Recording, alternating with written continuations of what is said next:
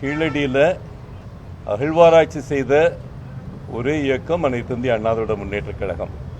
அந்த கீழடியை வச்சு அரசியல் செய்யும் இயக்கம் திமுக. ஓகே, எந்த இடத்துலையும் ஒரு பைசா கீழடிக்கு செலவு செய்யாத ஆட்சி திமுக ஆட்சி. குறிப்பாக தமிழகத்தில் பார்த்தீங்கன்னா இதுவரைக்கும் ஏதோ கீழடி வந்தப்புறம்தான் அகழ்வாய்வு துறையை ஆரம்பிச்சதுன்ற மாதிரி ஒரு பில்டப் கொடுத்துட்டு இருக்காங்க. நான் அதை கரெக்ட் பண்ண விரும்புகிறேன். ஒன்று, இதுவரைக்கும் 39 இடங்களில் அகழ்வாராய்ச்சி செய்யப்பட்டிருக்கு தமிழகத்தில். அந்த 39 இடங்களில் 33 இடங்களில் அகழ்வாய்வு செய்ய உத்தரவு போட்டது அதிமுக அரசாங்கம். புரட்சி தலைவர் காலத்தில் என்னைக்கு அவர் முதல் இடம் அவங்க எடுத்து செய்தாரோ அதிலிருந்து கீழடியும் தாண்டி இன்னைக்கு ஈரோட்டில் கொடுமணல், அதை பற்றி இன்னைக்கு அவங்க ஸ்டிக்கர் ஒட்டிட்டு பேசுகிறாங்க. கொடுமணலில் தான் தமிழர் முதல்ல இரும்பு பதனப்படுத்தக்கூடிய தொழில்நுட்பத்தை கண்டறிந்தான் தமிழன் 2000 ஆண்டுகளுக்கு முன்னால் என்று ஏதோ தானே கண்டுபிடிச்ச மாதிரி ஸ்டாலின் அவர்கள் அறிக்கை விட்டுருக்காரு. அந்த கொடுமணலுக்கு முதல்ல ஃபண்டு ஒதுக்குனது புரட்சி தமிழர் எடப்பாடியார் அவர்கள் தான். அதே போல் இன்னைக்கு அந்த கீழடியை பற்றி கொஞ்சம் தெளிவாக சொல்லணும்னு நினைக்கிறேன். இன்னைக்கு கீழடியின் தாய்மொழின்னு அதை வச்சு உருவக்கேலி செய்து இன்னைக்கு அட்வர்டைஸ்மெண்ட் போடுறாங்க, ஒரு கார்ட்டூன் போடுறாங்க.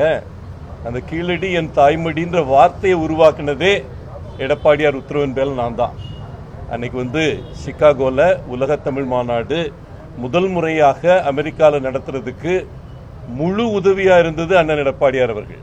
நீங்கள் பெருமையாக பேசிக்கிறீங்க உலகத்தமிழ் மாநாடுகளை பற்றி. அந்த உலகத்தமிழ் மாநாடு புரட்சி தலைவர் நடத்தியது, புரட்சி தலைவி நடத்தியது. அதற்கு அடுத்து புரட்சி தமிழர் முதல் முறையாக அமெரிக்காவில் நடத்தியது அண்ணன் எடப்பாடியார் ஆட்சியில்.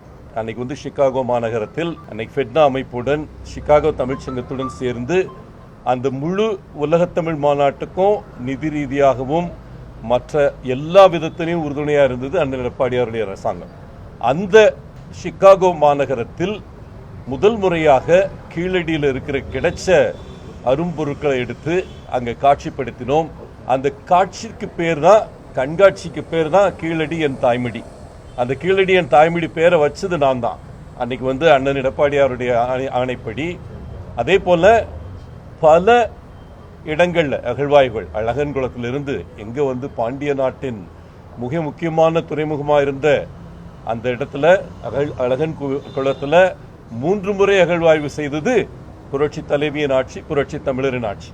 இந்த மாதிரி இன்னைக்கு நடந்துகிட்டு இருக்கிற அகழ்வாய்வுகள் 8 அகழ்வாய்வுகள் நடந்துகிட்டு இருக்கு தமிழ்நாட்டில். இதுக்கெல்லாம் வித்திட்டது புரட்சி தமிழரின் ஆட்சியில் தான்.